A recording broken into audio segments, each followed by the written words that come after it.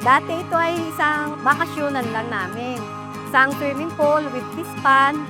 Nakita namin sa paliligo namin araw-araw, parang nagustuhan ito ng tao na maganda raw kasi may palayan, may rice terraces. Tapos naisip namin na gawing public resort ito. Maganda raw ang view dito, na malapit nga doon sa rice terraces para daw silang nare-relax.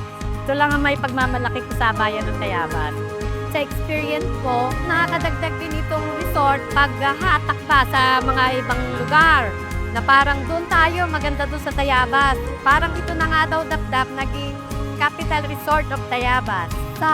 Ngayon po, siguro po ay isa pa itong dagdag panghatak sa mga tao na makakabasa sa bawas sa mga social media. Ako si Lynn Baronia Tagon Villanueva. Ito ang Edeline Resort.